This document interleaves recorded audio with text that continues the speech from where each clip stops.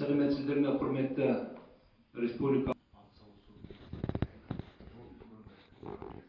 Ол жаңыз Қазақстанда мына коллегаларына Санкт-Петербург, Москва қалаларына кафедраның қазіргі жағдайы, сондықтан ойлап қалмаңдар, мынау жаңағы орысша айтқанда каждый колледж свою валюта хвалит деп ойлап қалмаңдар, мен кафедраның жағдайын айтып жатырмын. Енді мынау өздеріңіз білесіздер, сызу пәні ол жаңағы жалғыз бізде емес проблема. Ол осы Ресей Федерациясында проблема. Осыдан 2 жыл 23-ші жылы қыста сонда жаңағы осы сызуды мектепке кіргізу проблемасы мемлекеттік Государственная Думада қарастырған. Бізде ол мәжіліс, Нижний палата. Совет Федерации емес, Нижний палата. Көрдіңіз, қандай проблема, өткір проблема болып жатыр. Басқа проблемадан қарағанда осы проблемада өте бір не болған. Сонда барлық депутаттар жауыздан осы мектепке осыны кіргізуді жаңағы қолдап, қазір мектептер жұмыс жасап жатыр. Енді менің әріптестерім осында отырған мектептің оқытушылары қазір көптеген проблемаларды айтатын шығар деп ойлаймын. Қысқаша осы біздің кафедра жайы осындай болады.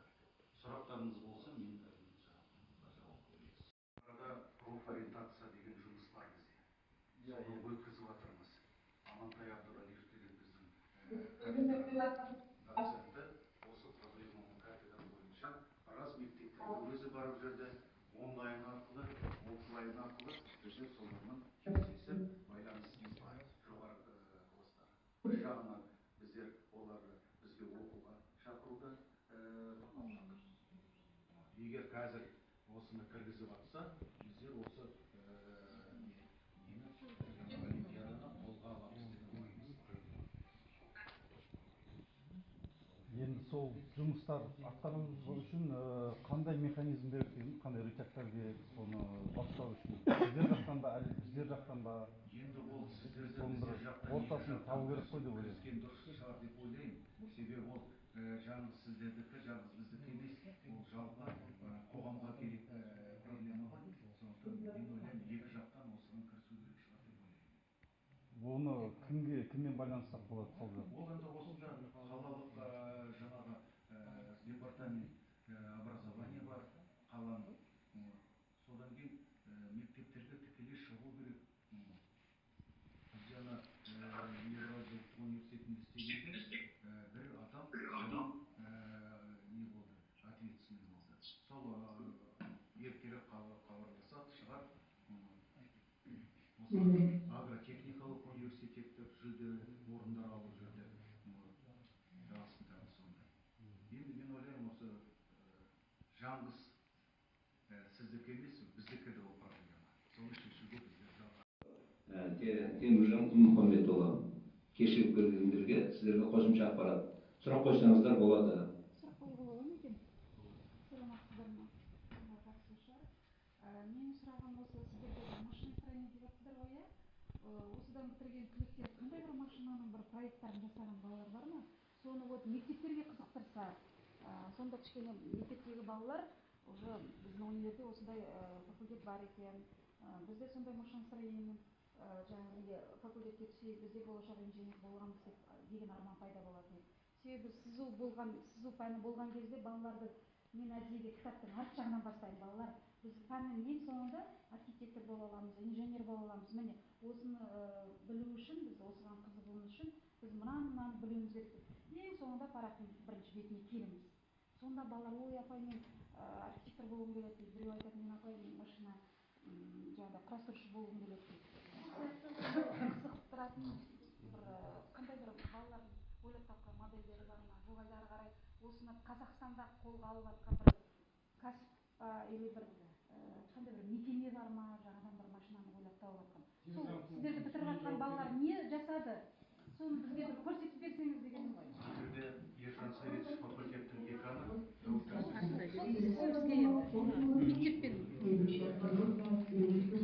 Ермжан, сізге рахмет. Осы сіздің сұрағыңызға біздің агротехникалық зерттеу университетінің техникалық факультетінің деканы Ержан Советұлы жауап берсін. Қайырлы күн, форумға қатысушылар. Президиумға шақырып, мен айтым жоқ, мен осы жерде отыратайын. Енді жаңағы сұрағыңыз өте орынды. Неге десеңіздер, сіздер мектепте Дауысын өшіріп қойыңыздаршы. мектепте көзін ашпаған баланың біз осы жердегі көзін уқалап тұрып ашуға тырысамыз. Мектепте сызу пәні жоқ. Мен өзім сызба геометриядан бергеннен кейін лекцияға келген кезде ең бірінші 200 адам отырған кезде кім мектепте сызу пәнін өтті десе 2-3 бала қолын көтереді. Қалғаны Жоқ қой сызу қазір. жоқ. Содан кейін былтырдағы өзі балам бітірді. Содан кейін 9-шы классқа барған кезде, сыныпқа барған кезде мен айтамын, енді өзімше әке болғаннан кейін өзімше үйретемін деп дайындалып жүрмін ғой, енді сызу пәнінен көрсетемін, бірге отырып сызамыз, нетеміз деп. Соңында айтамын, сенде сызу пәні қашан болады десем, пап бізде болмайды дейді. Мен айтамын, неге болмайды? Содан кейін жаңа сынып жиналысына бардым, класс жетекшісінен сұрадым, неге сызу пәні жоқ сіздерде? Ертең болашақ инженер болады, бұны қалай дайындап, қалай біз вузға нетеміз десем, сызу пәнін алып тастаған. Енді жаңағы сұрағыңызға. Иә, бізде факультетте 19 білім беру бағдарламасы бар.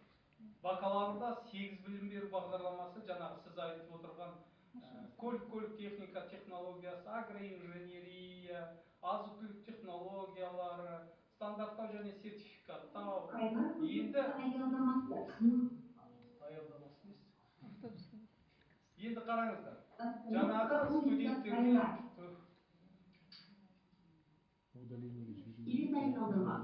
Динара, там общий уровень. А кто организатор? Академия.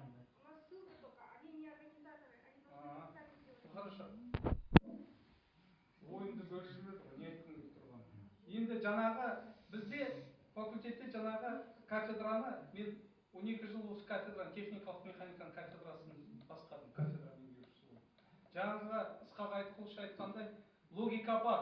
80-ші жылдар құрылған бұл кафедра. Жаңағы бұрын әр кафедра, әр пән кафедра болып отырды ғой. Әр пән кафедра.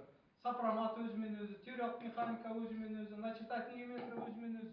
Соның бәрін біріктіріп, техникалық механика кафедрасын құрды. Сонда бірінші курсқа келген студент, үшінші курста бірақ шығады. Фильтрдан бірақ өтеді. Егер фильтрдан өтпесе, ол студент қалды сол жерде. Қалды сол кафедрада. Өтсе, онда арнайы пәндерін өтті, болашақ маман болып шығады. Біздің басты мен кафедра факультет деканы болып келген кезде басты қойған практикалық дайындыққа көңіл бөліп сіздің сұрағыңызға. Үшінші, төртінші курста студенттер дуалдық оқуға кетеді. Айлюр заводында қазір студенттеріміз біздің сол жерде практика өтіп, дуалды оқып жатыр. 1 жыл бойы практикада жүр. Үшінші курстың, мысалы, январдың 20-сы күні мен өзім апарып тастадым Айлюр заводынан Қостанайға. Ол жерде қазіргі Kia K5 дейміз, Optima дейміз, Sportage дейміз, тағыда немене, G-Tour, сол заводта жиналып жатыр. Біздің студенттер сол линияда тұрып, 17 студент білім алып жатыр. Осы жерде онлайн оқиды, ан жақта офлайн жұмысын жасап отыр, және жалақысын алады. 300 мың жалақы алып отыр. Келесі. Осы Астананың шетінде единый консалтирующий центр деген завод бар. Пластмасса завод. Сиырлардың, қойлардың құлақтарына салатын не бар ғой, сырға? Бирка дейміз. Соны жасап жатыр студенттеріміз. Оңай емес. Келесі вагондарға салынатын, темірден, тростан салынатын биркалар бар, тоже саны. Соны жасап жатыр. Олар Қазақстанда жоқ, олар сыралы шетелге, Россияға, Израильге, соларға жасайды. Шетелге келді. Сонда студенттерimiz сондай сырға жасайды ма сонда? ау установкта тұр ғой. ЧПУ установкта тұр ғой. Сіз оны қолмен жасамайсыз ғой. Компьютермен ЧПУ установкта тұр. Как оператор ретінде. Жаңағы оны мамандық технологический машина и оборудование. Именно сол конструкторларда дайындайтын мамандығымыз біздің. Сондықтан көп мәселе туындайды. Неге десеңіздер, көп мәселе туындайды жаңағы сызу пәніне, мектептегі сызу пәніне. Соны қайтару керек. Соны қайттан қайтару керек. Ағарту министрлігіне мектеп тарапынан шығу керек. Университет тарапынан біз өзіміз шығамыз, жақсы, шығып та жатырмыз. Сіздерден талап, сіздерден қозғау болмаса, біздің айтқан сөзімізге олар сенбейді. Айтады, университет әдейі сағатты көбейту үшін, үйту үшін жасап отыр. Жоқ, мұғалімдер шығылдап шығып жатыр Фейсбукқа да, Инстаграмға да. Сонда естімейді ғой оны отырғандар. Ол жерде отырған енді білмеймін енді қалай түсінеді. Сіздер жақтан хабар болған жоқ қой ешқандай. Сіздер жақтан хабар болған жоқ мектепке. Ешқандай мектепке хабар болған жоқ. Енді ойлаңыздар, сіздердің құпияларыңызға біз қалай кіреміз? Жөнесі табылу керек, бір жолын табылу керек. Кешіріңіздер, жаңа сіздердің сұрақтарыңыз бар. Хабар болған жоқ, осы енді хабар жасайық, осы форумның нәтижесін жеткіземіз. Біз алдын ала 4 пункттен тұратын форумның шешімін, ұсынымдарын дайындап қойдық, оны талқылаймыз. Но жалпы әрине бір-бірімізге қарап отырып, бұл сенің жұмысың, менің жұмысым деп отырып жүрсек, әрине ақыры жұмыс. Ол ештеңе шешілмейді. Сосын тағы мен толықтырайын деген неге байланысты сіздің сұрағыңыз. Жаңағы жобалаушылар. Бізде Алматыдан жұмыс беруші Мияш Айтмағамбетқызы қосылады. Сол кісінің егер әңгімесін тыңдасаңыздар, олардың да проблемасы сол. Жаңағы жобалаушы сіз алмаса бұл қайдан жобалаушы? Ал проблема тағы ойға терең қарастырсақ, мысалы мен тағы осы форумға дайындалғанда кейбір мұғалімдермен жоғары оқу орындарының профессорлармен сөйлесем, соның бір кісі былай дейді. Мен өзім бірнеше вузға барып, аккредитация қатысқанда сол жерде де көрдім. Таң қалатын мынандай бір заң бар екен. Егер бала 3,5 немесе 3,75 балл GPA болмаса, оны жаңағы неге жібереді? Диплом қоғарбау емес, жай диплом жұмысына. Ал егер жақсы оқитын болса, жоғары. Бірақ мына осы вузда ондай жоқ. Барлығы болашақ инженер болам деген бала, барлығы сондай жоба жасау керек. Жақсы, жаман, бірақ бұл жоба жасау керек. Ол да осындай бір жаңағы көтерілетін мәселе. Инженер бір жоба жасамай, инженер деп аталамайды. Оны біз баяғыдан білеміз. Толықтыра кетейін, ысқақ айтып қойышты. Өзі дипломдық жобаны құрастыратын өзі бізде 5 пән бар. 5 пәннен 5 курстық жұмыс жасалынады. Сонда әр бөлімді сол курстық жұмыстар толтырады. Егер студент, жаңағы білім алушы, сол курстық жұмысты өзі жасамаса, ол дипломды жасай алмайды деген сөз. Көп студенттер жасаған курстық жұмыстарын жөндеп түсінбейді да, дипломдық жобаны жасаған кезде барып түсінеді ол. Мынау сол үшін жасалынған дүние екен. Енді келесі жаңағы жобалауға келетін болсақ, бізде осы жерде Қазақстан Промонт Инжиниринг деген үлкен компания бар. Мынау Барс деген техникалар бар ғой, военный техникалар. Соны жасап жатыр. Менің студентім, 20 студент сол жерде де дуальный обучение бойынша білім алып жатыр. Сол техникаларды жасап жатыр. Сонда сол 4-ші курстың студенттерінен келіп, соның инженері келіп, бір поток 100 студенттен 1 студентті таңдай алмады. Не олар сопромат білмейді, не олар темірет білмейді, не олар сызу білмейді дейді. Мен айтам, егер біздің студенттер білмесе, айналайын, біздің пәндердің барлығы, классикалық пәндердің барлығы сақталған тұр өз орнында, логикалық байланысы бар. Қалған вуздардікі не болды онда? Значит, сіздерге факультеттердің атауын, әнен кейін программаны жақсылап құру керек қой сіздерге. Себебі бізде инженерия мен именно архитектура ақсап тұр ғой. Ақсап тұр. Біз білмейміз. Тәуба, біздің жұмысқа орналасу, біздің түлектерімізді герой тұруда Прокопымыз, Сауырымыз, алып кетеді, өзі таңдап алады. Сізге как действующий педагогиканы айтуға болады ма бізге, иә? Аха. Бізде қазір айтады да, мысалы, сізден сұрайсыз, мектепте берген, сізге айтады, графика бар дейді. Сізге айтады, графика бар бізде тұр дейді. А ол таңдау керек. Көрдіңіз бе? Мысалы, мен жүргіземін, менде бар, кейбір кісілерде жоқ. Біраз мектеп, осы жерде мысалы қол отыру керек қой қазір. Иә. Осы келген адамдарда ғана бар да, қалғандарында жоқ қой. Сондай Вот сол белгілі болып тұр. По предмету, ол еще Бөлімге байланысты. бесполезный болып қалды да қазір. Бұрын 9-да еді ғой, қазір 10 мен 11-ге өтіп кетті, 10 мен 11-ге ол. таңдамайды олар уже. Ол Бәрі колледжге медицинаны баратын таңдайды, бала действительно, иә. гуманитарияны таңдайды. Подготовленный болып барады, өйткені жаңағыдай политех бірдемеге барған кезде. А 10 мен 11-ге ол уже таңдап қояды ғой мамандықты. Ол вряд ли ол көп болса 5-6 бала ғана келеді. Енді жаңағыны толықтыра кетейін, логиканы неге мен жаңағы 12 жыл кафедра меңгерушісін ұстаған болған кезде логиканы неге ұстадым? Көп жоғарғы оқу орындарында қазір компьютерный графикаға қызығып кетті. Иә, студенті бірінші күннен бастайды да компьютерге отырғызады, ол компьютерда сызады, үйтеді, бүйтеді. Жарайды, жақсы, цифровизация барлығы күшті. Пока студент білім алушы қарандаш пен сызғыштың, нүкте мен сызықтың көмегімен қандай да бір геометриялық бейнені тұрғыза алмай, ол компьютерға тапсырма бере алмайды. Вот 9-да оқығанда сіз оды, біз соны түсіндіріп жіберіп қойдық. Айтыстар Енді сонда айтамда, пока ең бірінші жаңағы сызғыш пен нүктенің сызықтың көмегімен студент бірдемені сызып, ең бірінші курста толық аяқтамай, ол компьютерға кіргізуге болмайды деген менің шешімім. Профессор Исхожин, профессор Мусалимов отыр, Наби отыр, осы кісілердің барлығынан шыққан бұл тұжырым. Содан кейін бар бізде жаңағы компьютерный графиканы іздейміз, машина құрылыс сызуын автоматтандыру дейміз. Бізде екінші курстың аяғында не үшінші курста дипломдық курстық жұмыстарға дайын кезде ғана біз үйретеміз. Сөзіңіз бөлен қараңызшы. Бізде мектепте қазір сызуды алып тастады да компьютердің графиканы қойып қойды. Вот да. А оны сызусыз графикалық түрлерін білмейтін бала қалай? Шынында да кітап дұрыс емес ең бірінші. 10 сыныпта жаңа сызу кітабы болатын болса, графикалық, сол сызуға арналған.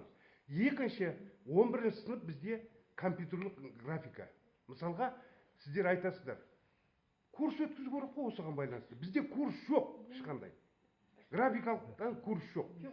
Осы мысалға, ал енді сызуды қайттан әкелетін болса, ол үшін программа қайттан құру керек оны мысалға. Мен баяндап алған шынында сөзге келгенде осыны талқылауға болады. Енді оған жауап бермеймін. Жоқ, жаңа компьютерный графика дейміз ғой, бізде өзі 3 бағдарламаны үйретеміз, графикалық редакторларда. Автокад, компас, и соң кейін бар SolidWorks. Жоқ, оны бізде сызудан беретін мұғалім бар ғой, ол автокад пен компасты білмейді. Білесіз бе? Оны білмегеннен ол қайдан сабақ береді? Регламент сақтайық, регламент Рахмет. Сұрақтарыңыз болмаса. Фазылхан Шерхан сөйлейін деп педіңіз, деді кейін тақыланды. Ержан Сәлетов сұрағыңыз. Бір сөзім болып еді. Шын жаңа сіздің сұрағыңызға да жауап береді бұл кісі. Оқытпады дейді. Мен оқыттым бұл кісілерді. Кім оқысы келеді, сол кезде осы түк білмейтін компьютерлік графиканы түк білмейтін адамдар бірнеше курстың нәтижесінде білетін болды. Бұл сіздің айтқаныңыз дұрыс. Мұғалімдерді үйретпей, олар қалай барады да баланы оқытады. Сізге бірден айтайыншы, сіздің форумға келу үшін азақ адам келіп отыр, иә? Сіз егер де жұмыс мына СМО-ға айтсаңыз, бүкіл мұғалімдер келеді. Дұрыс. Солай істейді. Ол да бір ұсыныс деп білейік, оны айтамыз.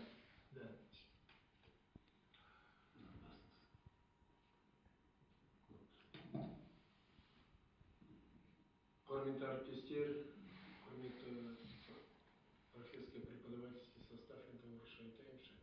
Мен өзім Россияда оқыдым, Челябі облыстан келген қазақпын.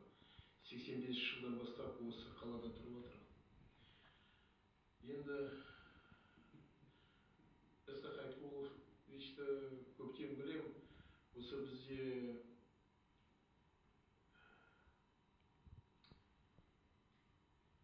пандемия болғанда тығылып біздің мектепте аға келіп осындай компьютерный график бізге көрсететін болды мұғалімдерге. Сонда Жанболат Нығмедович бүкіл управление образованияға и Орлеуниді жаздым, неге курс өтпейді? Қазірге дейін, содан бастап қазірге дейін кітап шықты жаңа осы графика және жобалау. Қаншама жаздым оларға, қаншама барып айттым. Мне болады, мне әлі болып отқан нәрсе болмай тұр. Но қызық нәрсе. Курс жоқ вообще. Курс жоқ. Курс жоқ. Ол масқара ғой. Ол Астананың ішінде осындай курс орындалмай жатыр. Ол қызық нәрсе. Ұят емес пе? Сосын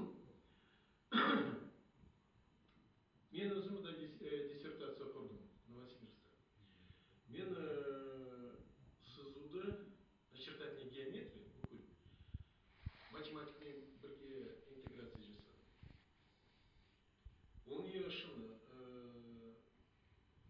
Исақ Айтқұлович біледі. Мен ол туралы сол кісімен сөйлестім.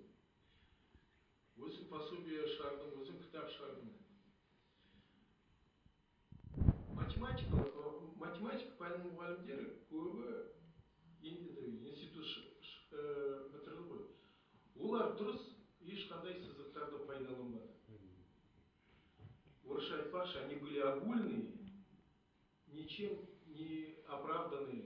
Нету ни способов, ни системы решения, ни методов построения, какими мы пользуемся как преподаватели черчения. Если взять интеграцию основ наук, то математики не знают графические изображения, но хорошо владеют математическими вычислениями. Учитель черчения владеет пространственным воображением, богатыми графическими изображениями, но не имеет самый минимум – это решение математическими способами задач.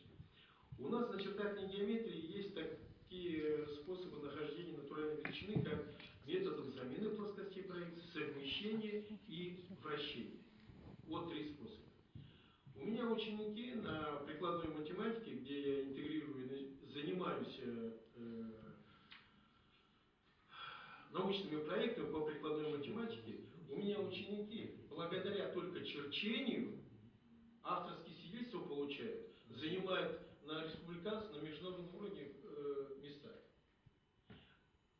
И многие из этих моих учеников у вас учатся на архитектуре. Это Бабенко Ярослав, сейчас на 1-м курсе учится. Призер, имеет авторское свидетельство, патентное изобретение. Вот такая вот взаимосвязь должна быть между вузом и обычной школой. 32-я школа гимназии. Бабенко Ярослав. Жақсы, рахмет. И хотелось бы, чтобы вот Евразийский университет проводит Олимпиаду. Туран Астана университет проводит Олимпиаду по черчению. По крайней мере, в прошлом году проводил. Я не знаю, что в этом году будет приглашать, нет. Я хотел бы, чтобы и... А у меня ученики прям мечтают, старшеклассники мечтают о том, чтобы попасть в ваш вуз. Аграрный наш вуз? Да. Очень есть хорошо. такие мои ученики. И хорошо вы проводите профориентационную работу среди общеобразовательных школ. И они, когда читают, прям вот мечтают. И приходят ко мне и говорят: подготовьте меня, там творческий экзамен будет и прочее, прочее. И теперь по научным проектам, по конференциям, научно-практическим конференциям, я хотел бы, чтобы вы задействовали общеобразовательные школы. И есть кому что показать. Есть наработки. Каждый преподаватель, который здесь сидит, он по-своему уникален. Уникален в том, что он и связывает математику, связывает механику, даже изобразительное искусство, декоративно-прикладное искусство с этим предметом, как черчение. Это было бы здорово. У нас была бы тесная взаимосвязь. Вот в каком отношении. Жақсы, регламент сақтайық. Жақсы, Аха. рахмет. Рахмет сізге. Бізге жоспар бойынша сағат Торпесте Шымкенттен яғни қаласынан қосылу керек. Сондықтан біз баяндаманы әзірге регламент бойынша бітірейік. Келесі баяндамашы тақырыбы жоғарғы оқу орындарындағы графикалық пәндер мәселесі және оны жетілдіру. Гумилев атындағы Ұлттық Евразия университеті дизайн және инженерлік графика кафедрасының профессоры, техника ғылымдарының докторы Әуес Кеңесбайұлы Байдабеков, сізге сөз сізге. Саламатсыздар ма, құрметті форумға қатысушы әріптестер. Мен сіздердің орталарыңызға түскеніме өте қуаныштымын. Өйткені менің де алдындағы баяндамашылар сияқты осы пәнге, әсіресе СУ-ға сондай жаным ашиды. Соны өсірсек, өндірсек деген ойым бар. Мен мақала жаздым егеменді Қазақстанға. Құдай қаласа осы аптада шығады. Осы СУ пәні туралы мен кішкене сол инженерлерді біз дайындаймыз ба деген тақырыпта жаздым. Кешірім өтінемін, дыбыс өшіріңіздерші, онлайн қатысушылар. Мен 500 теңгелік алдым да. Онлайн қатынасушылар дыбыс өшіріңіздер. Мен онда айтқаным, мектепте қазақ тілін оқытады, орыс тілін оқытады, ағылшын тілін оқытады, техникалық тілді оқытпайды. Яғни біз оқушылардың мүмкіншіліктерін шектеп жатырмыз. Біз оларға бір тілді үйретпей кетіп жатырмыз. Техника тілі, яғни сызу пәні жоқ. Сызу пәні өкінішке орай бейнелеу өнері және су деген бұрын кадастрда болған, классификаторда өкінішке орай 8 жылдай ма, 6 жылдай грант берілмеді мұғалімдерге. Осы 1-2 жылда 60, бүкіл Қазақстанға 60 қана грант беріліп жатыр. Біздің кафедрада олардың несі бар, лицензиясы бар, бірақ біз оны аламадық, өйткені грантқа түсе алмады елдер. Енді СУ пәні жаңа айтып кетті ғой, оны кейіннен ауыстырды, графика и проектирование. Ол классификаторда мүлдем жоқ. Ондай мұғалім дайындалмайды. Мен осы сұрақты мектептерді, 1-2 мектептің директорына барып жолықтым. Даже бір директор мектептің директоры сол ИЗОны бітірген екен. Ол кісі айтады, бізде мұғалім жоқ дейді. Біз неге оны жаңағыдай таңдау пәніне қойдық, себебі мұғалім жоқ. ИЗОны бітірген жаңағы азаматтар, жоғары білімді азаматтар өздерінің фирмасын ашып кетеді, жаңағыдай суретші болып кетеді, тағы әртүрлі жағдаймен кетіп қалады да, мектепке бармайды. Оның өтетін мұғалім жоқ. Сондықтан оны жаңағы таңдау пәніне қойып қойған. Егер мұғалім келсе, олар береді. Мұғалім жоқ болса, оны бермейді. Енді мен оны былтыр, мен кітап деген сол эксперттің председателі болған, кітап туралы, мектептегі кітаптарға. Сол жерде заң министрінің алдында үстіп айттым, сіздер неге оқушылардың несін шектеп жүрсіздер, неге оны таңдау пән емес, кәдімгі математика сияқты қойып қоймайсыздар. Өйткені адам, жаңағы біздің балалардың бәрі талантты балалар. Сол талантты балаларды суден шектеп отырсыздар. Ешқандай судан хабар жоқ. Яғни оның ойлау қабілеті жоғары емес, төмен, ойлай алмайды, суды оқи алмайды. Суды оқи алмаса, ол келешекте инженер де бола алмайды, архитектор да ешкім бола алмайды. Ол университетке барғанда әшейін барып келеді болды деп айтқанмын. Өкінішке орай, қуанышқа орай ма, биыл сол жерде составтан мен алып тастаған, өйткені бетке айтқанда алып тастау керек болған болу керек. Енді мен жоғары оқу орындарындағы деп өзім тақырыбым бойынша айтатын болсам,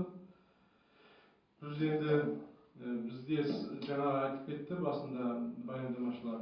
Сызба геометрия деген ол математиканың бір саласы. Көп адамдар түсінбейді. Біз математикадағы абстракты нүктеден бастап, түзу сызық бар, жазықтық бар, олардың арасында қатынастар бар, және де біз позициялық және метрикалық есеп шығарамыз. Математиктер, мысалы мен бір атақты математик бар, осы Алматыда тұрады. Сол кісі бір изобретение жасаған, сызуын сыза алмайды. Өйткені ол сызу пәнін өтпеген. Мен соған сызуын сызып бердім. Қараңыз. Мынау енгуді Сосын бұрын біздің Казгуда сызба геометрия деген пән болған. Өйткені математиктар барлық геометрияны өту керек. Проективті геометрия өтеді, топологияны өтеді, аналитик геометрияны өтеді, дифференциалды геометрия өтеді. Ал сызба геометрияны тек қана сол екі университет өтеді, қалған университет өтпейді. Біздің факультетте, математика факультетінің деканына барып айтқам, сіз неге ущемлять етіп жатсыз студенттерді? Бір геометрияны үйретіп кеттіңіздер ғой. Сызба геометрияны өту керек бұл. Не үшін керек сызба геометрия? Бұл өйткені ол наглядно көрсетеді формуласын. Мысалы x квадрат плюс y квадрат тең 0 болса, ол деген формула, мысалы шеңбердің формуласы. Біз сол шеңберді сызып келеміз да, соны сызып қиыстырамыз. Bir nüktede, iki nüktede. Avvala sol x, y'nin мәнін табады. Bir жарты бет, или bir бет жаңағы дәптерде. Сөйтіп наглядно көрсету керек. Бұндай практика мен Киев қаласында аспирантурада оқығам, сол жерде сондай практика бар. Жанына формулалар жазып қойды да, қасына жаңағы графика сызады. Яғни оның өрлеу қабілеті, яғни жаңағыдай сезімі жоғары болады. Сондықтан Украинадағы нелердің кішкене жоғары деп ойлаймын, сапалы. Енді сызба геометриядан бөлек бізде инженер графика бар. Инженер графика деген сөз өзі машина жасау сызбасы мен құрылыс сызбасы болу керек еді. Қазір оны шатастырып, сызба геометрияны инженер графика жіберген. Мен айтамын, бұл дұрыс емес, өйткені анау теориясы да, анау практикасы. Мысалы, мен майда докторантурада оқыдым, ол жерде екі кафедра бар. Сызба геометрия да бар, инженер графика да бар. Өйткені инженер графикада сол практикасында су сызып үйретеді машиностроениеде, яғни ракеталардың жобаларын. А сызба геометрия теориясын үйретеді. Теориясын білмеген адам қалай су сызады ары қарай. Яғни ода ойлау өрісі, ойлау қабілеті жоқ.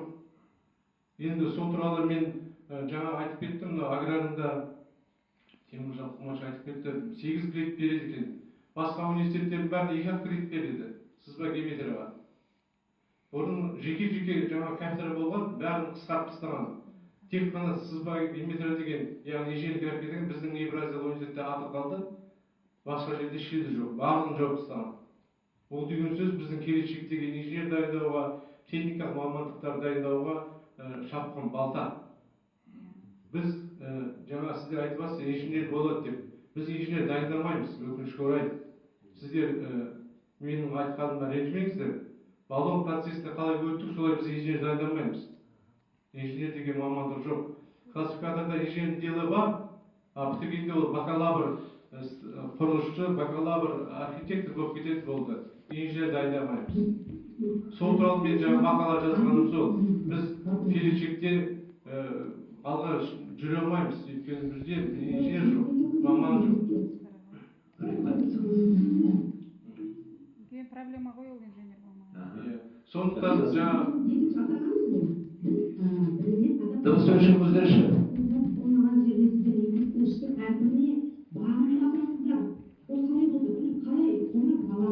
Дыбысын өшірсеңіздер. Учитель школы гимназия номер 10 имени Жумабек Тащенова, город Астана, педагог, исследователь Карьякпарова Ардак Постановна. Пожалуйста, вам слово. Регламент сақтаймыз.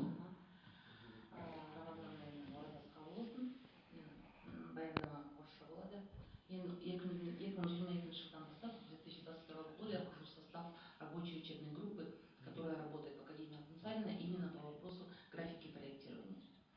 С 2022 года, получается, уже 3-й год мы работаем над этой программой. Программу сократили.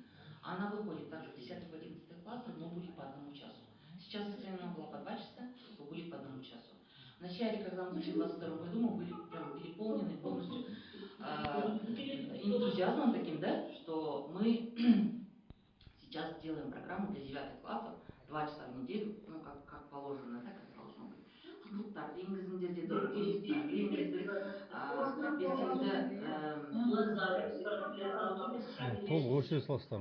пожалуйста, выключите, пожалуйста, микрофон.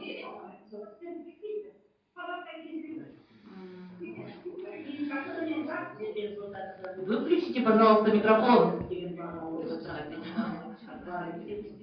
Смотрите, нужно было включить активные глаголы, да, нужно было, значит, обновить цели, да, цель должна была быть конкретна, если в программе, действующей программе, цели были очень растянуты, и они были, как бы, ну, очень большие, да, цели, а тут мы конкретизировали цели. И получается, в 2022 году рабочая группа, которая состояла из 5 человек, да, с разных городов, с Чимкента, вот сейчас вот будет выступать тоже моя коллега Нуржамал, значит, Железного Алибекович был у нас с Каменогорска, вот я была, получается, с Павлодара, и ну, еще были, да, у нас еще методисты были. Но о чем я хочу сказать? Ту программу, которую мы готовили для 9 классов, ее зарезали, можно так сказать, да, в кавычках. Получается, сказали, что в 9 классах не будет, будет также 10-11 классов, и будет она сокращена. Как вы знаете уже, да, что сейчас у нас идет полностью сокращение, сейчас вот даже убирают такие предметы, как геометрия, да, слышали, наверное, да, получается. И тот вопрос, который мы говорили, который мы поднимали, мы так же, как и вы, мы простые обычные учителя, да, которые находятся там. И мы, получается, я, например, сама, после того, как вот нашу программу, которую мы прямо, можно сказать, вот так вот, ну, можно сказать, родили, да, взяли и вот таким образом зарезали, я сказала, я не буду работать. В 10-11 классе вообще смысла нет. Смысла нет. Потому что мы сами понимаем, те педагоги, которые работают, мы сами понимаем, что в 10-11 классах детям это не нужно. Если только ребенок идет в архитектурный, возможно, да. Или, возможно, какой-то технический вуз, то да. Но этих единицы, они же до последнего не понимают, что им нужно, правда же, да? Они там в последний момент решают. Некоторые в мае понимают. Вот у меня недавно ребенок пришел, в архитектурный хочет девочка поступать, она, получается, рисовать умеет, а чертить нет. И понимаете, ее нужно с нуля, вот сейчас взять ее с нуля до июня месяца полностью, да, курс черчения. Но это же невозможно же, реально, правда же? Поэтому мы этот вопрос поднимали. Мы с Тынбаевой говорили, Аглановой разговаривали. Вообще этот вопрос мы везде поднимали. Вот в последний раз с нами был уже профессор Наби, да, и мы тоже говорили об этом. С нами был, разговаривал Руслан, вице-президент Академии Алтынсарина, да. Мы к нему прямо напрямую, вот так как с вами сидели, у нас был диалог, ну как бы разговор такой был, да. Он сказал, ну, я не знаю вашу проблему. Вы не поднимаете эту проблему. Этой проблемы как таковой нет. Вот передо мной выступающий тоже сказал, что нет преподавателей, есть преподаватели. Предмета нет. Предмета нет на самом деле. Если так разобраться, мы с Шахтиной Светланой Корнеевной делали мониторинг школ, основных школ, школы Алматы. Вообще, если так разобраться, 6-7 школ, которые работают, которые преподают графику проектирования. В остальных школах какая проблема? Проблема дается таким образом. Смотрите, курс по выбору на усмотрение администрации. Администрация не дает на графику проектирования. Понимаете, да? Есть специалист. Я вот сижу специалист, я закончила Башкирский институт, да, Курсграф закончила. У меня, получается, специальность преподаватель изобразительного искусства и черчение. И черчение. Я прошла курсы в Павлодаре по обновленке, по графике и проектированию. У меня есть курсы. Вот, например, вы говорите, нет, у меня есть курсы. Но они взяли, не дают, потому что другие предметы в приоритете. Наш предмет не в приоритете. И также вот получается, Харакабанов сказал, вы не поднимаете вопрос, это неинтересно. Ну, я буду кратко, да, я знаю, что сейчас регламент, я что хочу сказать. Смотрите, президент республики Касым-Жомарт Токаев на заседании Маджлиса сказал, всем нам нужно изменить взгляд на образование, пора увлечения гуманитарными специальностями прошла, приоритет нужно отдать техническим профессиям, предстоит взрастить новое поколение инженеров-промышленников. Какие могут быть инженеры-промышленники, если у нас нет черчения, да? Если у нас нет графики проектирования? О чем мы говорим с вами? Вот сейчас, получается, коллеги говорили, да, с вузов.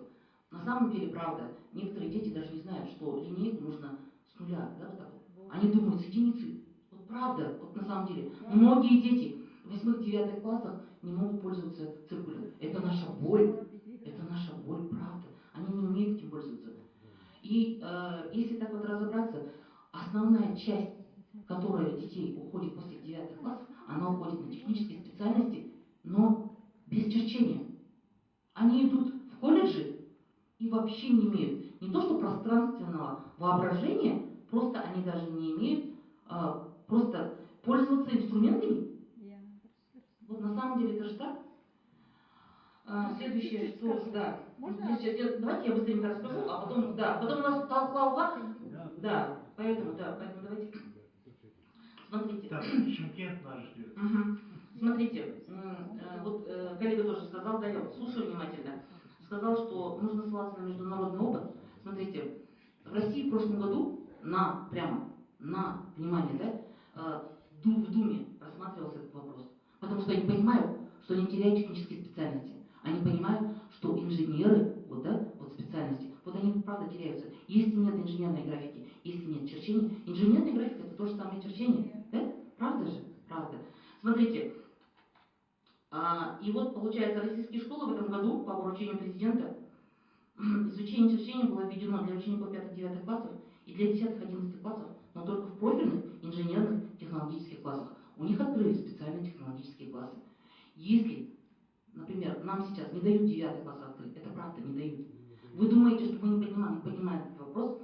Мы не только за свои часы болеем, как вот, например, некоторые говорят, ой, сағаттар жетпейатыр, анау сосын осылай айтып жатыр, созылу керек па деп. Сағат емес ол, мәселе ол сағатта емес қой, иә? Болашақта, ол даже не в детях, это в будущем, понимаете, да? Вообще вопрос вообще очень глобальный и очень большой, на самом деле. Это вообще говорит о техническом, получается, будущем нашей страны. Если нет черчения, о чем вообще говорить? Следующее, что я быстренько скажу, тут у меня очень долго, но тогда можно выступить, да? Хорошо.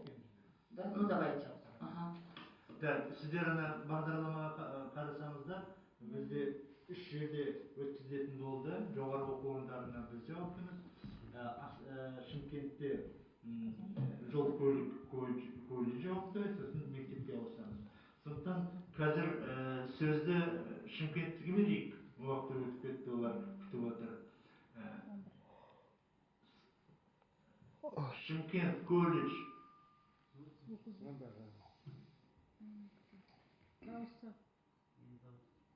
Алло. Садиат Утемалевич. Микрофон қосу керек пе? Естілмей қалдыңыздар ғой. Кешіріңіз, сіздер сөйлеп жатсыздар, жол көлік колледжі. Бірақ дауысыңызды тұр ма? Міне шықты. Міне шықты. Естілмей қалды. Естілмей қалды. Дауысым естіп тұр ма? Енді естіп тұр. Кешіріңіздер, сіздерді сәл күттіріп қойдық. Бірақ естіп отырсыздар ғой, бағанадан бері бұл жерде қызу пікірталас болып жатыр. Сіз сөз өзіңізде. Дауысым естіп тұр ма, құрметті әріптестер? Естіп тұр, жақсы естіп тұр. Алдын саламатсыздар ма, құрметті әріптестер? Мен Шымкент қаласы жол көлік колледжі директорының оқу әдістемелік жұмыс жөніндегі орынбасарымын. Аты жөнім Мұстафа Махатова. Мен сіздерге бейнероликтен бастасам қалай болады екен? Айттық қой, сіздер қалай өздеріңіз ұйымдастырасыздар, берілген уақыттың ішінде бәсідіріп, өздеріңіздің ойларыңызды, дайындаған материалдарыңызды қалайсыздар, солай жасап береміз. Біз тыңдап отырамыз. Жарайды әріптестер, онда мен қазір бейнеролик қояйын, ары қарай қысқа нұсқа сөйлейтін боламыз.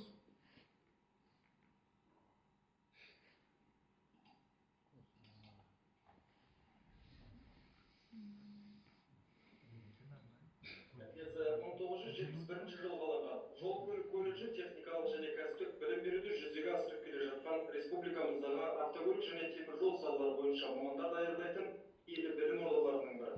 Жол көлік колледжі бүгінгі таңда әлемдік техникалық және кәсіптік білім беру саласындағы ең үздік жүйе, дуальды және модульді оқыту жүйесіне көшкен. Тәуелсіз елдің болашағында тірегіне 21 ғасырдың жастары жан-жақты кәсіби біліммен қаруланған, өздігінен қиындықтан шығуға жол табатын, кез келген бәсекелестікке төтеп бере алатын маман болып қалыптастыру мақсатында колледжде үздіксіз оқу тәрбие процесі жүргізіледі. Мамандықтар тізімі: теміржол жылжымалы құрамдарын пайдалану, жөндеу және техникалық қызмет көрсету. Автомобиль көлігінен техникалық қызмет көрсету, жөндеу және пайдалану. Тасымалдауды ұйымдастыру және көлікпен қозғалысты басқару. Керегі жоқ та. Теміржол көлігінде тасымалдауды ұйымдастыру және қозғалысты басқару. Жол қозғалысын ұйымдастыру. Теміржол көлігіндегі автоматика, телемеханика және қозғалысты басқару. Жол құрылыс машиналарын техникалық пайдалану. Автомобиль жолдары мен аэродромдардың құрылысы. Бүгінгі таңда Аталмыш колледжде 8 мамандық бойынша 1736 студент білім алуда. Колледж 4 қабатты оқу ғимаратынан, мәжіліс және оқу залдарынан, асханадан, оқу өндірістік шеберханадан, гараж кешенінен, бір спорт залы мен жазғы спорт алаңынан және жатақханадан тұрады. Ғимараттың оқу ауданы сабақтарды 2 ауысымда ұйымдастырып өткізуге мүмкіндік береді. Колледжде 280 орындық үлкен мәжіліс залы мен 60 орындық медиа зал және кіші мәжіліс залы бар. Колледжде оқытылатын мамандықтардың оқу жоспарлары мен стандарттарына сәйкес дәрісханалар мен зертханалар жаңа заманауи үлгіде жасақталған. Оқу ғимараты мен шеберханада 40 кабинет пен 19 арнайы зертханалар және 8 компьютерлік кабинет, оның ішінде 2 лингофондық кабинет бар. Колледждің 106 орындық жатақханасы Ахмет Байтұрсынов көшесі нөмірі 75А үйіндегі бірінші подъезде орналасқан. Жатақханада оқушылардың демалуына барлық жағдайлар жасалған. Болатын орындар, электронды кітапхана, акт залы бар. Жатақханада арнайы жоспарлар бойынша тиісті тәрбиелік мәні бар іс-шаралар өткізіліп тұрады. Сондай-ақ колледжде көшіріп көбейту орталығы және 40 орындық оқу залы бар. Орында 47.016 дана кітаппен қамтамасыз етілген кітапхана жұмыс істейді. Колледжде регламентті сақтай отырып, мен енді презентацияны көштім. Баршаңызға белгілі, биылғы 2025 жылы мемлекет басшысының жарлығымен жұмысшы мамандықтарының жылы деп жарияланған болатын. Осыған орай үкімет арнайы жұмысшы мамандықтардың жылын өткізу бойынша комиссия құрған және ол комиссияның жұмысы басталып кетті және ол 20 өңірде барлығында өңірлік жоспарлар бекітілді және өңірлік жоспарлардың негізінде біздің колледжшілік жоспарларымыз бекітілген болатын және бұл іс-шараға 13 министрлік салалық жоспарлары әзірленген. Өздеріңіз білесіздер, кеше ақпан айында осы жұмысшы мамандықтардың жылының кең көлемді ашылу салтанаты өткен болатын. Елордамызда осыған міндетті түрде барлық региондағы, соның ішінде біздің колледж университеттері, мектеп оқушылары, колледж оқытушылары, өндірістік оқыту шеберлері, басшылары, орынбасарлары қатысып келген болатынбыз. Бұл жұмысшы мамандықтар жылын атап өтудің басты мақсаты биылғы жылы осы колледждерге, солар ішінде жұмысшы мамандықтарға өте көп қолайлықтар, жеңілдіктер бөлініп отыр. Олар арнайы реформалар қарастырып отыр. Алдағы уақытта осы кәсіптік бағдар беру жұмысын реформалау, басқаша түрге ауыстыру, одан кейін техникалық және кәсіптік білім беру жүйесін трансформациялау және сапалы жұмыс орындарын құру болып келеді. Негізі жоспар бойынша 2030 жылға қарай 400 мыңнан аса жұмысшы мамандар қажет болады деген мемлекетіміздің жоспары бар. Бұл мамандықтарға қажетті мамандарды орта буын жұмысшы мамандығы әрине колледждердің түлектері болып келеді.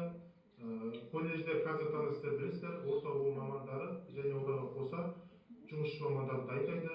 Жаңа бейнероликте тыңдағандарыңыздай біздің колледжде осы 8 мамандық бойынша 14 біліктілік беріледі. Солардың 8-і орта буын мамандығы болса, қалғандары жұмысшы мамандар болып келеді.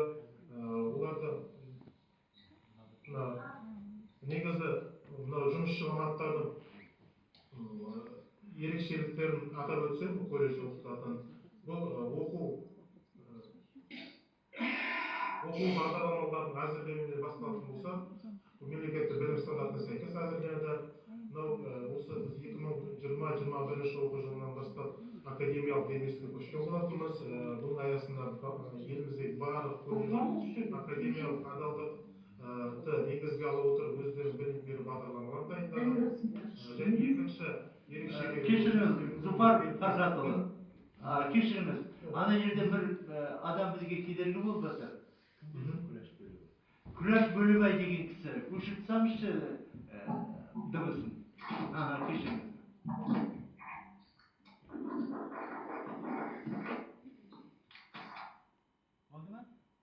Сөйлей беріңіз. Рахмет. Келесі екінші жұмыс берушілермен серіктестік болып келеді. Жұмыс берушілеріміз тікелей серіктес соң іргетасының бірігуі бұл дуальды оқыту жүйесі болып келеді. Сіздер білесіздер, дуальды оқыту жүйесінде біз Жәке бар ма? Саламатсыздар, әріптестер. Енді мен бір докладты орысша дайындаймын, бірақ арасында орысша қазақша айта беруге болатын шығар. Болады, түсінеміз. Мен қысқа түрде айтайын. Біз енді мынау оңтүстік Қазақстан зерттеу университетінің профессорымын, инженерлік компьютерлік графика кафедрасының профессорымын. Бірақ ол кафедрада басқа кафедра қосып жүрген. Бөлек кафедра болмай қалғанын білесіздер, бәрі бүкіл Қазақстан бойынша. Ал енді проблема мынандай. Қысқаша айтқанда, біз университетте барлық техникалық университеттерде техникалық мамандықтарға білесіздер, инженерлік графика деген пәнді береді. Ол пәнді берудің мақсаты ол болашақ бакалаврлар ол енді мүмкін емес екенін оны бәріміз түсінеміз. Бірақ осының барлығын біле отырып, біздің жаңағы шенеуніктер дейік, жоғары оқу министрлігі немесе жаңағы қазір енді екі министрлікке бөлінді ғой. Ағарту министрлігінде осы проблемаға көңіл бөлмей отыр. Мысалы айталық, сызу пәні мектептен алып тастаған. Оны білесіздер. Алып тастағанына 5-6 жыл болды. 5-6 жыл болды. Сол 5-6 жылдан бері университет келген, бірінші курсқа түскен оқушылар, студенттер одан ертеректе бірең-сараңдар біліп келуші еді сіз мысалы. Қазір 100% студенттер сізбен танысып білмейді. Сол студенттерді біз енді жаңағы мектептің программасын енді ол бір жағынан, екінші жағынан университеттерді білесіздер, баллон системасына көшкенімізге бакалавр дайындауға жаңағы оқу мерзімі қысқарған 4 жыл. Барлық пәндердің барлығы қысқарған, сағаттары, кредит сағаттар деген бөлінеді. Сол біздің пәнге, мысалы инженерлік графикаға бірақ семестр бөлінеді. Тек қана біз енді әйтеуір айқайласып, немесе дәлелдеумен жүріп, мысалы ең керек мысалы архитектура мамандықтарына, құрылыс мамандықтарына 2 семестрге әрең ғана созып жүрміз. Қалған барлық техникалық мамандықтарға бірақ семестр, ол тағы да ұшақ кредит. Көп болса 3 кредит, немесе 2 кредит, 1 кредит. Мысалы бұлай сағатпен алғанда 15 аптаның ішінде 30 сағат немесе 45 сағат аудиториялық сағаттың ішінде техникалық мамандықтарды таңдаған студенттерге инженерлік графиканы түсіндіру деген ол мүмкін емес. Бұл енді орысша айтқанда профанация учебного процесса. Ондай енді бұл өте қиын жағдайда жүргеніміз қазір 5-6 жыл болды. Енді мектептің проблемасы. Мектепте кезінде сызу, сүйрек, астрономия, еңбек, қандай. Сондай пәндерді алып тастаған. Енді ол білесіздер не себептен қандай бір пәндер енгізу керек болған. Сол кезде сол пәндерді енгізу керек болған екен, мынау жаңағы айтылған пәндерді алып тастаған. Оны қайтарып, қазір енгізбей отыр. 26 жылы дайындалып жатыр, оны естіп жатырмыз. 26 жылы қайтадан жаңа стандарт дайындалып жатыр. Сол жерде жаңағы пәннің аты қазір білесіздер, графика және жобалау деп аталынады. Бұл графика және жобалау деп аталуының себебі, енді кезінде оның авторлары осы жаңағы Алтынсарин институтынан келіп ақылдасқан кезде бізбен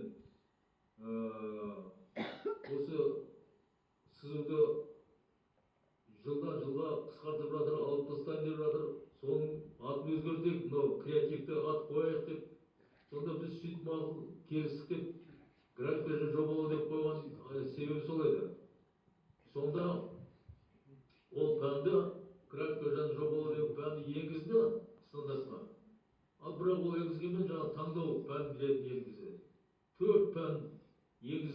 сол 4 пән енгізбеген сол 4 пән ішінен оқушылар таңдап алу керек. Қалай таңдап алады оқушылар мысалы бұрын ондан пәнмен таныспаса, білмесе? Бұл түсініксіз мәселе. Бұл бір мотив. Екінші, мен министрліктің жасап отырған ғой. Екінші, ол кезде жаңағы компьютерлік графика енгізіп жатқан кезде сызудың қазір керек жоқ, компьютерлік графика бәрі өзі сыза береді деп сондай пікірмен алып тастаудың бір себебі солай болған. Ол компьютерлік графиканы білу үшін алдымен онымен сызып үйрену керек. Немесе проекциялық жағы сызуды, яғни проекциялық орысша айтқанда проекционный свойства дегендер бар. Соның бәрін білмей ол компьютерлік графиканы игере алмайды ол оқушы. Сонымен сондай себептермен сызуды алып тастағанда қазір 5-6 жыл болды, оны әлі қайтарамыз, бұны қайтарамыз деп жүр. Ол 4 пәннің ішінен таңдап алу ол қиын. Студенттер оны білмейді. Ол үшін оның орнына мысалы дүниежүзілік история дегенді енгізген жаңағы таңдап алу үшін. Әрине жаңағы УБТ-ға, НТ-ға дайындап жүрген оқушылар ол историяны таңдап алу, графика және жобаны таңдап алмайды олар. Ол осындай мәселе. 2 миллион тонна арқылы.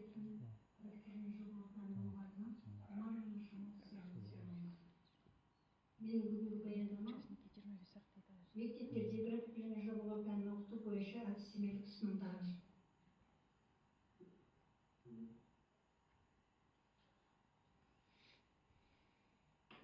Презентацияңыз бар ма? Иә, қазір. Қосыңыз.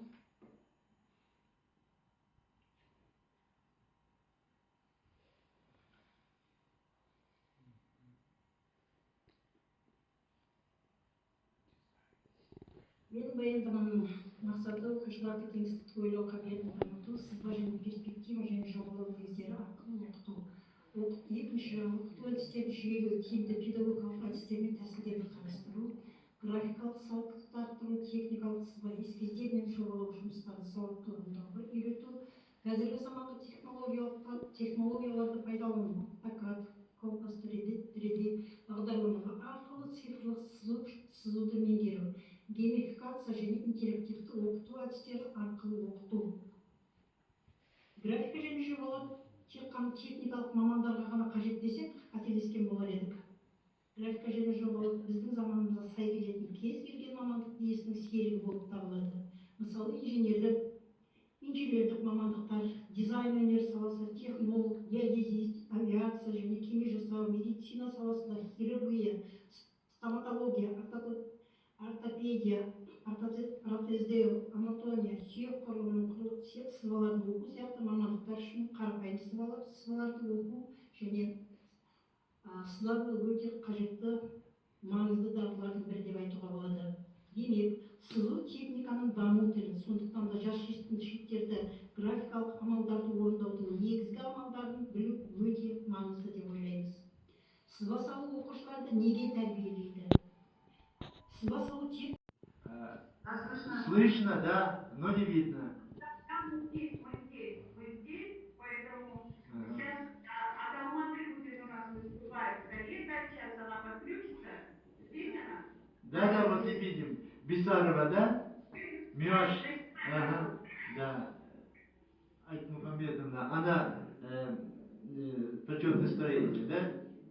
Казахстана, сарапшы, жобалаушылар одағының бір басшысы айтıyor. Сізге сөз. Рахмет, сөз бергендеріңізге рахмет. Қайырлы күн, құрметті форум қатысушылары, құрметті әріптестер. Менің аты жөнім Миошина Мұхамбетқызы Бисарова. Қазақстанның Республикалық жобалаушылар одағы өзін өзі реттейтін ұйымының жұмысын басқарамын. Біріншіден, бүгінгі форумның ұйымдастырушыларына, Қазақстанның педагогикалық ғылымдар академиясы басшылығына, Асқарбек Хабекенұлы мырзаға үлкен ризашылығымды білдіре отырып, форум жұмысына жемісті, тиімді шешімдер қабылдап және нәтижелі өтуіне осы форумның шын жүректен тілектестігімді білдіремін. Мен көп жылдық эксперт ретінде осы форумға талқылауға графика кәсіби қызметінің негізі деген тақырыпты алып келіп отырмын. Айналамызға қарасақ, тіпті осы Қазақстанның өзінде жан-жағымызда күннен күнге әсем, зәулім үйлер, заманауи ғимараттар бой көтеріп жатыр. Бірақ бұның артында қандай жұмыс тұрғаны, оны екінің бірі біле бермейді. Себебі бұның артында үлкен жобалау жұмысы жатыр. Үлкен еңбек, төгілген тер, интеллектуалды жұмыс, ғылыми іздену және сапалы графикалық жобалау жұмыстары жатыр.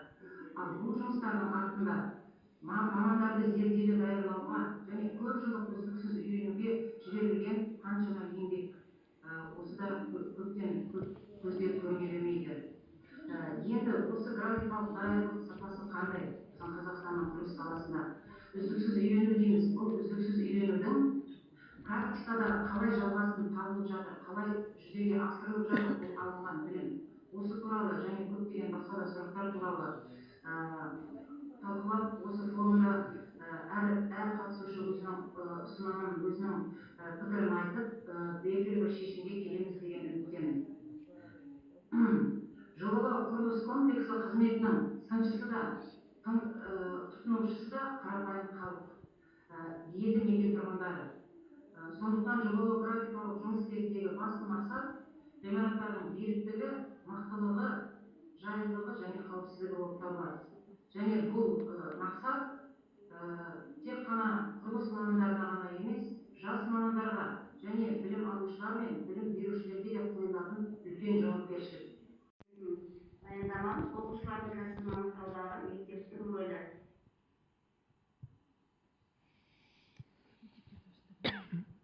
Бізде Қазақстан заманында әрине өте үлкен қоғамдағы өзекті мәселелердің бірі балаларға, оқушыларға өз кәсібін нақты және өзі білетіндей түсініп алу. Осы кезде таңдап алу. Осы кезде біздің мектептің негізгі орны өте жоғары. Бұдан өз мектептен басталады. Бұған болашақ мамандардың кәсіби білімі мен біліктілігі ғана емес, сонымен қатар икемді дағдыларын дамытуға да жаңа талаптар қояды. Бұл кезеңде еңбек маманы кәсіби тәжірибесі бар, өзінің кәсіби ортасына түсінікті, оңай бейім бере алатын, мобильді, қоршаған ортаның талаптарына икемді жауап бере алатын және сол қоршаған адамдарды сезіне алатын, өз мамандығын таңдай алатын бәсекеге қабілетті тұлғаны дамыту. Мақсаты бұл Sayın Kur'an'ı siz bu benim alışlarımızın esasından beri yanımızda aytmışlar. Осы geometriyal және grafikалық мәдениет негіздерінде деген қысқа оқу бағдарламасын ұсынсақ деп отырған мен. Бұл ой, бұл бағдарлама негізінен оқу процесіне программасына кіргізілмейміз. Негізінен бұның инвариантының компонент арқылы, гимназиялық компонент арқылы мектептерге кіргізуге болады. Бағдарламаның жалпы академикалық сағаты 68 сағатқа берілген 8-9 сыныптарда. Бұл аптасына 1 сағат бар. То есть 34 сағат 8 сыныпта и 9 сыныпта. Қысқа бағдарламаға айтылғанда бұл жүзеге сызу пәнін, проекциялау, аксонометрия, жаңадан бері айтылатынымыз ғой. Мектепте біз жұмыс істегенде 9 сыныпта көркемдікте бізде интерьер экстерьер деген бар. Мысалға, үйдің жай дизайн құрастырушының ландшафты құрылыс дизайны керек. Оны балалар көбі түсіне алмайды. Жаңа да айттық, профессорлар да айтады, циркульмен жұмыс істеу қиын деп. Балаларға циркульмен беретін болсаңыз, циркуль емес, наоборот циркуль шығарып қағазға айналдыратын бар, ұңғасыз бұл. Сондықтан да бұл графикалық, яғни геометриялық және графикалық мәдениет негіздері бұл курс бағдарламасы Қазақстан Республикасының нормативтік құжаттарынан. Плохо слышно вас, Олег Анатольевич. Плохо слышно. Что-то там мешает. Говорите. Что за программа? В одной части решилось такой вопрос, что что визуальное искусство и техническое визуальное искусство исчезло из программы. Я даже не могу сказать, почему так решили. Естественно, образование имеет в наше время меняться, и часто задаются вопросы, какие предметы нужны, а какие предметы можно просто вывести из учебного процесса. Ну так и случилось с предметом изобразительное искусство, он в одночасье исчез из программы с 1 по 6 класс и стал художественный труд. Я не знаю, кто это додумался такое, и вот мне хочется посмотреть этому человеку в глаза, для чего два предмета несоединяемых соединили, и тем самым нарушили такую систему визуально-пространственной видения. И потом происходит это с техническим визуальным пространственным видением, извиняюсь, у меня прямо боль такая, и исчезла. То есть, да, потом предложили альтернативу в 10-11 класс. Но, уважаемые коллеги, мы забываем возрастные особенности детей. До 9 класса, именно до 9 класса складывается именно техническое визуальное пространственное видение. Когда ребенок к 9 классу подходит, и он может воспринимать. В 10-11 классе, уважаемые коллеги, ну, поверьте, он не может уже, потому что он уже сориентирован для получения профессии. Он уже не хочет. И вот если провели большую работу, вот из Астаны говорили коллеги, из Чемпента говорили, я вот для себя просто выписала такую вот информацию, исследования показали, что черчение развивает теневую долю мозга. Это исследование 2018 года. И улучшает зрительно-моторную координацию. 37%, вы услышите, 37%. По сравнению с компьютером, модерацией, это действительно в 2020 году уже говорилось. Снижение риска дислекции у детей с визуальным типом мышления. Это было говорили исследование в 2019 году. Пример из практики. Вот буквально в 2023 году мне попалась информация, в техническом университете имени Сатпаева отмечает, что первокурсников, не изучавших чтение в школе, 42% хуже результатов по начертательной геометрии. Наши коллеги из вузов об этом говорили. Вот. По данным Министерства индустрии Республики Казахстан за 2023 год, 68% вакансий в промышленной сфере требуют базовых навыков черчения. Подготовка одного инженера без школьной базы обходится на 23% дороже. Это нет, это все вот эти данные, доступы у нас в свободном пользовании. В 2022 году предприятия потратили, слушайте цифру, 4,2 миллиарда тенге до обучения сотрудников основам черчения. Вот здесь я хочу сказать, ко мне приехал мой ученик, который учился у нас здесь в Алма-Ате, он закончил технический вуз, и он мне пришел и сказал: Светлана Корнеевна, так случилось, что в Японию я поехал с женой и устраивался на работу. И вы знаете, что мне дал работодатель? Он дал мне обыкновенный чертеж, обыкновенный карандаш и линейки, треугольник и транспортир и цепи. И меня взяли на работу. Потом мне задал вопрос: а почему? Вот он знает автокад, программирование и так далее. А он сказал: мне главное, чтобы это было в голове. А по этим программам я тебя научу. Страны с сильной технической подготовкой. Германия, черчение обязательно, то есть графика, техническая графика с 5 класса. Это подтверждено ТИМСом 2019 года. Япония, 90% школ сохраняет ручное черчение. А у нас почему-то в одночасье решили, что это необходимо. Это результаты 2022 года. Южная Корея. Введен обязательный экзамен по техническому рисунку. Вы меня извините, это исследование ПИЗа. Мини-анализ. 57 исследований, которых я проанализировала за 2021 год. 70% традиционное черчение. 20% цифровые инструменты. И 10% 3D печати и так далее, как программное обеспечение. Также хотелось привести слова профессора Мухамеджанова, КСНКУ. Я очень рада, если он меня слышит, мне за его слова. В 2023 он сказал такие слова: отмена черчения – это не экономия, это инвестиции в будущее, проблемы промышленности. Вы слышите? Проблемы. промышленность. Страна, которая не учит детей мысли в проекциях, обречена покупать чужие технологии. Это было тоже сказано нашим бывшим экс-министром образования. Вернемся к теме выступления, то есть о том, что мы все здесь муссируем и говорим, что в 9 классе не может вернуться. А вот все показатели говорят о том, что предмет необходимо преподавать именно в 9 классе, так как существуют возрастные особенности. Это не моя практика, это практика мировая. Поэтому я бы хотела, чтобы к 9 классу мозг достигает достаточной зрелости, чтобы оперировать сложными геометрическими конструкциями. Еще, как говорится, в 5-6 классах нет, там такого нет, дети не обладают такими возможностями. И чтобы быстрее, конечно, если кому-то будет это интересно, я могу еще раз выступить, но более подробно. Улучшается работа памяти, что позволяет удерживать ум несколько элементов. Это именно к 9 классу. Ну никак не к 11 и к 10 классу, когда дети уже направлены на свои профессии.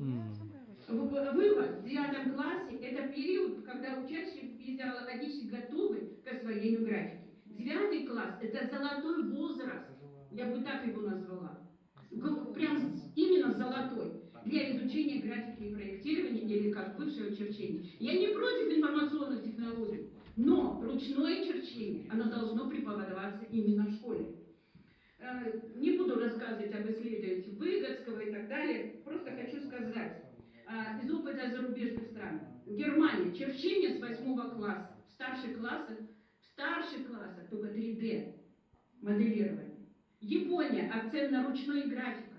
В средней школе затем переходы цифровой. И недавно мне попалось интервью, вы знаете, депутата Смирнову, и я часто пролистываю ее, и она именно направила на интервью Ноама Хомский. Ноам Хомский, то есть корреспондент, ему задает: вы как уверены, что не будет негативных последствий искусственного интеллекта для человечества? Я не люблю ответ его. Я не люблю неверных ходов. Любая остановка технологии не приведет к изменению ситуации. Технологии оставить нельзя. Надо делать ставку на другое. И задают ему вопрос корреспондент: на что? Надо вкладываться в такое образование, которое рождает критическое мышление. А черчение, извините, куда дели критическое мышление? Черчение – это ведь самый источник именно этого пространства критического мышления наших детей. И тогда никаких искусственных интеллектов у нас не повлияют, если мы будем правильно обучать наших детей. Ну и в заключение хочу сказать, цитаты для итогового это: черчение в школе – это как учить правила дорожного движения. Даже если ты не водитель, ты должен понимать знаки. В любом случае, вы согласитесь со мной. Если ты переходишь пешеходную дорожку, ты должен перейти по пешеходной дорожке. Никак ты не должен перебегать, где нету знака. И знаки технологического мира должен каждый. Это выступление министра образования Сингапура. Вот я вам хочу сказать, уважаемые коллеги, давайте все-таки задумаемся, что мы будем приобретать технологии или все-таки мы будем их создавать у себя в государстве. Спасибо за внимание. Да, спасибо большое. Как теперь с Олегом Анатольевичем быть? Попробуем исключить, что-то у него, вон, сейчас, подождите. Элективный курс по программе Паперкрафт. Актуальность программы Паперкрафт в развитии креативности и пространственного мышления школьников. Программа Паперкрафт представляет собой инновационную методику, направленную на развитие творческих и технических навыков у школьников. Актуальность этой программы обусловлена ее способностью интегрировать креативное и пространственное мышление. Программа не только способствует формированию художественного вкуса и развитию мелкой моторики, но и помогает школьникам себе через создание уникальных, качественных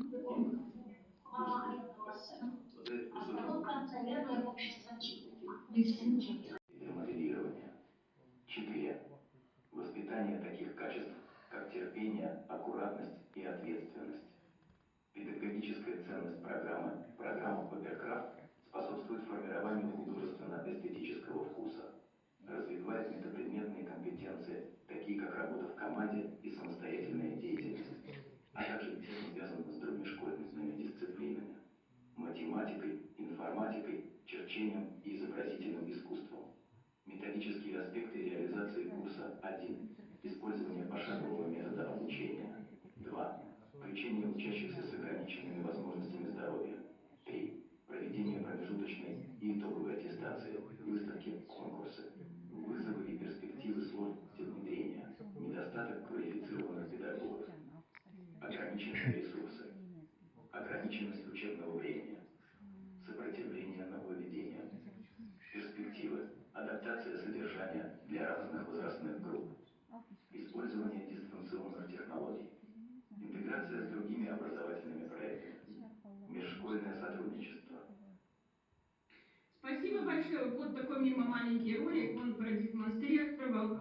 Я думаю, что все согласятся, что действительно предмет черчения необходимо возвращать в школу. Да, спасибо. Вот единственный, кто у нас вовремя уложился, это алматинцы, оперативно. Так, теперь давайте переходим. Мы старались. Ага, теперь переходим в... нет, сначала мой доклад. Да, мой доклад.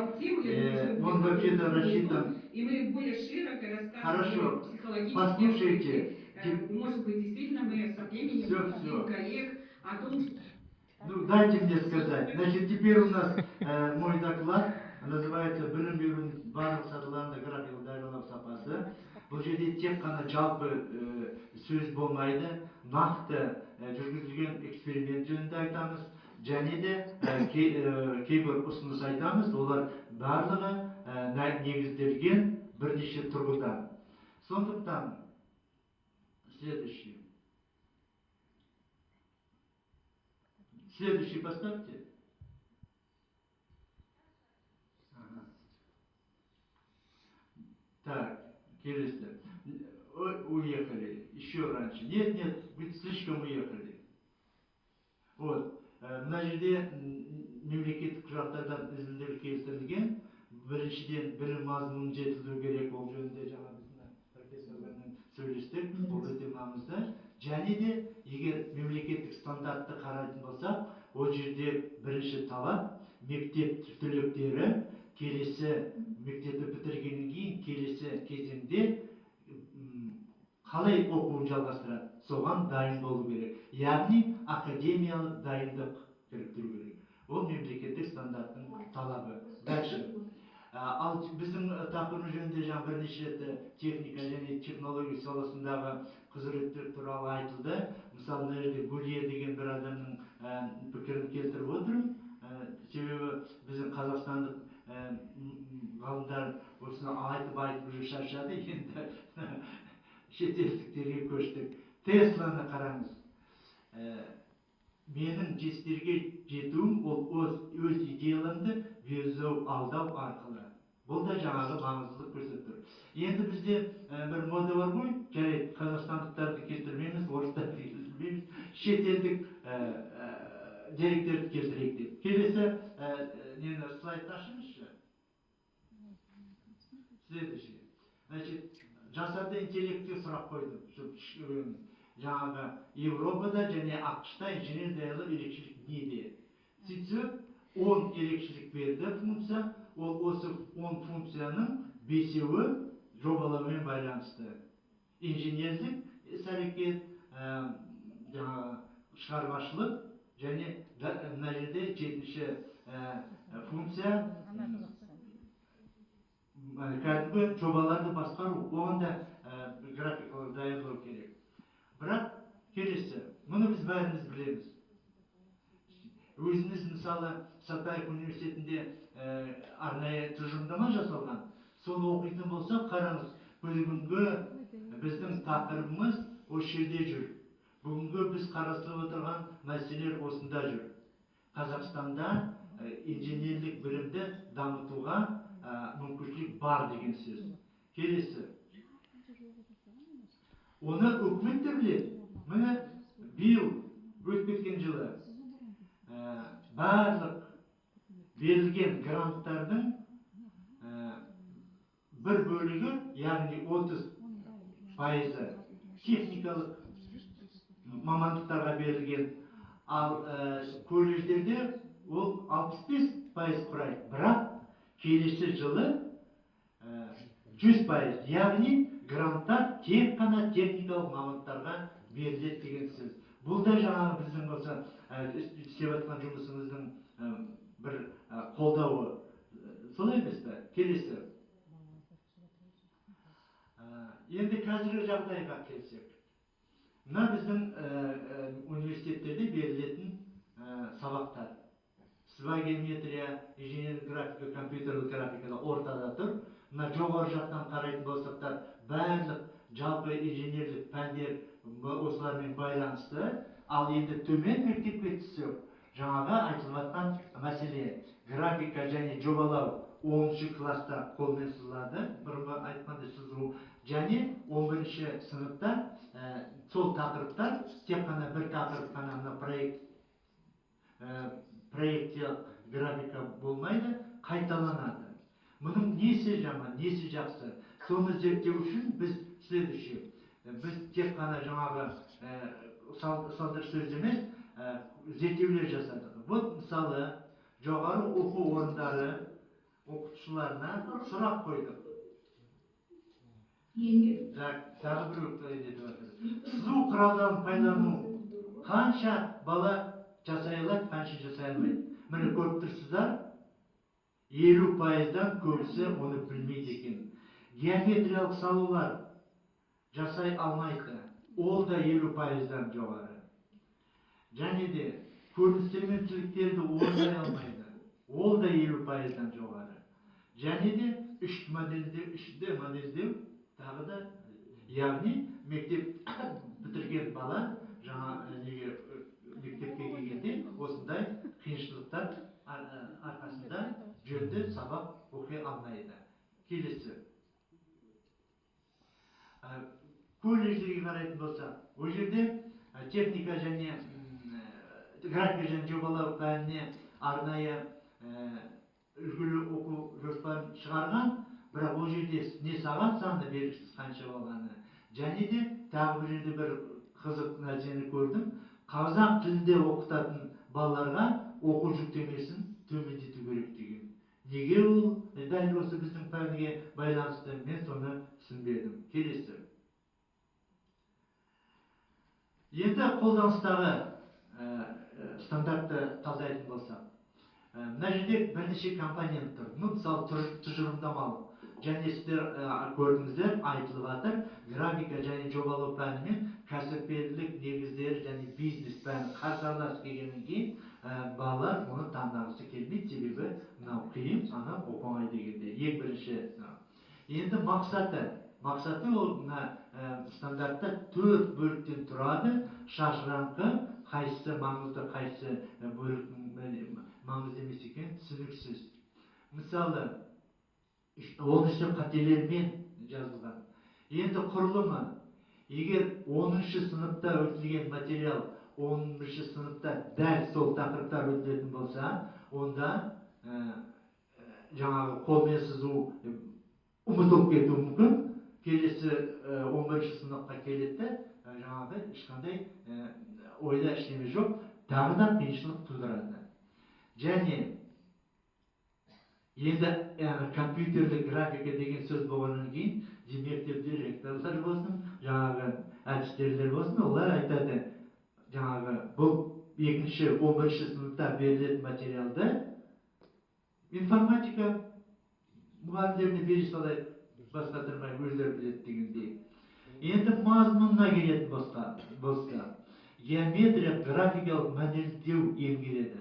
Ал ол негізі мақсатта сай емес. Біздің ойымызша, ол тек қана модельдеу емес, алдымен жаңағы қолмен сызу дағдыларын үйрену керек. Және де пішінді түрлендіру геометриялық модельдеуге енгізілген. Ол бөлек тақырып болу керек. Яғни алдымен көрініс, жаңа тілек деген тақырыптарды өтіп алғаннан кейін, енді кейін форманы түрлендіруге, жаңағы әртүрлі басқа осы қолдағы алдымыздағы балалардың алдына берілген модельдерді басқаша түрлендіру ол негізгі екінші мәселе. Бұл жерге жатпайтын біздің ойымызша. Енді бағалауға келсек, тағы да мұғалімдермен сөйлессек, олар айтады, жаңағы БЖБ мен ТБЖ жүргізілмейді. Ал олай болса, кәдімгі формативті бағалау, яғни қазақша айтқанда қалыптастыру бағалауға, оны рұқсат етілмейді жүргізуге. Ана неге жаңағы күнделікке жазғызбайды. Сонда кіргізбейді, сонда балаға не үшін ол? Бір жағынан бала болғаннан кейін қызығушылық болады. Бүгін 4 алды, ертең 5 алды, соған мәз болып жүреді. Екіншіден, бала қалай біртіндеп өсіп келе жатыр, білімі қалай толтырып келе жатыр, соны білу керек қой. Егер ол бағаламаса, меніңше жаңағыдай баланың қызығушылығы төмендейді. Және де 11 сыныпқа келгеннен кейін жаңағы ешқандай графика жоғалар керек жоқ. Алдында тұрған вот сондай мәселе. Следующий. Да. Келесі. Тағы да біз енді осы мектеп мұғалімдерінен сауалнама өткіздік. Біріншіден, бірінші сұрақ болған, қай жерде сабақ бересіздер? Сонда мына қарасаңыздар, 6 өңірді көрсеттік, 45-те 4, ол кәдімгі нет данных по воспитанию патриотизма, нет заданий для мальчиков и девочек, нет заданий отдельно для сельских и городских учеников. Вот осындай талап қойылды.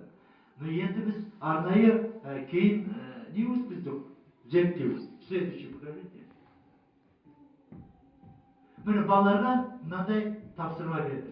377 бала қатысты, 5 облыстың және Астана қаласының. Мынандай есеп берілді. Мына жерге арнайы орын қалдырылды, соның үстіне қалай болсын, не болсын, қисық, бірақ жаңағы идеяны келтіріп, көріністерді салыңыздар деген тапсырма берілді. Енді бұл жерде жаңа сұрақ қойылды. Ұл баласың ба, немесе қыз баласың ба? Айырмашылық бар ма, жоқ па, соны анықтау үшін. Және де бір сұрақ болды. Болашақта өнеркәсіп немесе құрылыс мамандықтарына оқуға барасың ба? Соны қалайсың ба деген.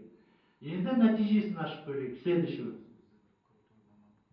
11-ші классқа қойылды ма? 10-шы сынып. Олар әлі ештеңе өткен жоқ. Сызуды ішлемені білмей, басталды 10-шы сыныпта сабақ. Сөйледі, бірінші аптада өткіздік. Енді мені қараңыздар. Мына бір бал деген ол 0 деген сөз. Значит, 39-43% бала жаңағы кеңістікті көз алдына елестету қабілетін иеленбейді. Ал егер қыз бен ұлға қарасақ, ешқандай айырмашылық жоқ. 40% ұл, 60% қыз. Ал төменше түсірсек, тағы да екінші неге көрсек, динамикалық көз алдына елестету қабілеті. Бұл жерде мүлдем 78% деген сөз білмейді. Ал тек қана 11 және 11% бір есеп шығарды, 11% екі есеп шығарды дегенде, сонда жаңағы баланың динамикалық көз алдына елестету қабілеті мына статикалық көз алдына елестету қабілетіне байланысты екені көріп тұр. Анау болмаса, жаңағы үлкен бір тұжырым жасауға бұл жерде мүмкіндік болмады. Енді бұлай отыруға болмайды. Басшыларда міне Тоқаевтың сөзі бар, жаңағы Ардақ Бостанымыз келтірген сөз бар, жерде айтылып жатқан сөз бар. Техникалық мамандықтарды дамыту керек. Қалай оны дамыту керек? Келесі. Біз арнайы зерттеу жасадық. Жаңағы мен қазір жасайтын ұсыныстарым тек қана мен осылай қалайын деген емес, әдіснамалық тұрғыдан, теориялық тұрғыдан, практикалық тұрғыдан, және тәжірибелік тұрғыдан зерттелген. Бұл жаңағы зерттеудің өзінің шәкірттерінің зерттеулерінде Хасенов деген ғалым соғысының және Есмұхан көп жыл осы мәселемен айналысқан профессор таныстар. Осының бәрін қалған ғалымдарды атамағаным, егер біреуін атап қалсам, келесі мен атамады деген сөз. Тек қана өзімнің шәкірттерімнің. Келесі әдіснамалық тұрғыдан бір әрине жаңағы зерттеудің негізі әдіснама. Әдістеме бөліп, әдіснама.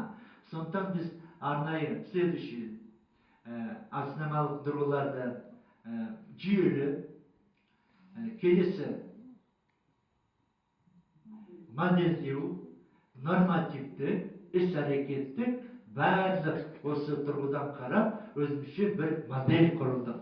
Құрылымдық, мазмұндық модель. Оны көрсетіңізші келесі. Өтіп кеттіңіз, мәні. Бұл жерде теориялық бір жерде мәселені анықтау және мәселені тұжырымдау, практикалық блок. Мына жерде бостан-босқа мына жерде көрсетілмеген, жаңағы берілген мәселені декомпоненттеу, яғни мынандай бөліктерге бөліп, кейін әрқайсысын зерттегеннен кейін агрегатталды, содан мынандай төрт біздің болашақ модельдің құрылымы болды. Нысан, объект не болу керек, және мазмұны қандай болу керек, жаңа айттық, және де мақсат қайдан шығу керек, және қандай біз нәтижеге жетуіміз керек. Ал енді келесі практикалық тұрғыдан осы айтылғанды жаңа біз жүзеге асырдық. Қалай? Біріншіден ширшық принципі, яғни оқытуды айналып келіп алдымен бірінен өткеннен кейін оны кішкене күрделендіру, кішкене күрделі жағдайда, яғни зерттеу объектісі күрделенеді. Одан кейін ақыл ой объектісі күрделенеді. Және де өнімділік жоғарылау керек. Келесіден көрсетіңізші. Міне қараңыздар, жай геометриялық пішіндерден басталады, кейін геометриялық денелерге ауысады, кейін бұйымдарға, осымен қатарлас. О нәрсені ойша түрлендіру ол ойдың менің ісі, және де үшті модельдеу, ол осының бәрін жиынтығы, яғни бұл жерде динамикалық ойлауды істету, ойша ойландыру, барлық жаңағы техникада кездесетін бұйымдар. Келесі.